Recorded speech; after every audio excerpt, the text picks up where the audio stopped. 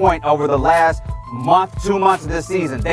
You watch them play defense. Look at this, like when Bradley Beal is guarding Steph and Steph hits a three, Bradley Beal is laughing like they're in a shoot-around. These guys do not care about what is happening on the court, and that is an insult to the game and an embarrassment to watch them play like this. Now, beyond that, you look at what Ishbia has done to this franchise. They had a young core that made it to the finals a few years ago, and he blew that young core up to go all in on Kevin Durant and Bradley Beal. And what made it worse, he mortgaged their future for a team that was barely in play-in contention, is now not even going to crack the play-in. Like, this is a franchise. There's not many other franchises in the league that I would want to be less than. You look at how bad things are going with Philadelphia and the 76ers. If you told that front office that they now own the Phoenix Suns, they would jump out of a window. That's how bad the situation is with Phoenix. What they have right now is a situation where they have to move on from Kevin Durant and Devin Booker if they're going to salvage the bad decision that they have made.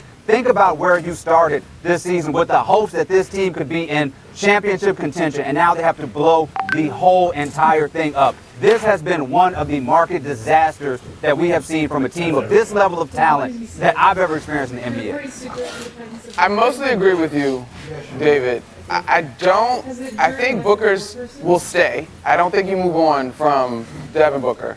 Obviously, KD's time is probably up in Phoenix. The only asterisk that I will give them in terms of trying to find some silver lining and some grace on this is how injury-riddled the run has been. And I know that's only a modicum of grace because, to your point, there's been more bad basketball when they have been healthy as opposed to just blaming it all on injuries. I'm glad you brought up Ishbia, though, because I very vividly remember when the Bradley Beal trade went down.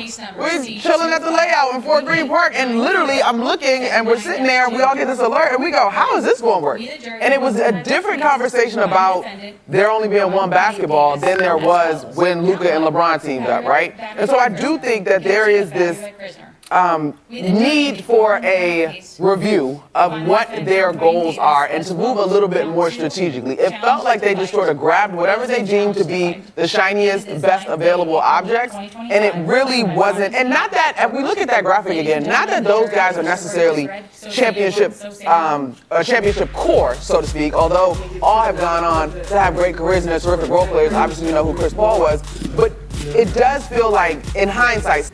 Ladies and gentlemen, thank you for your service today.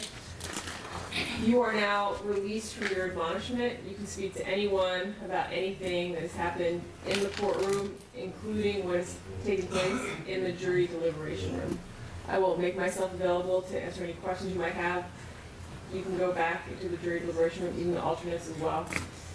Thank you. All rise for the president.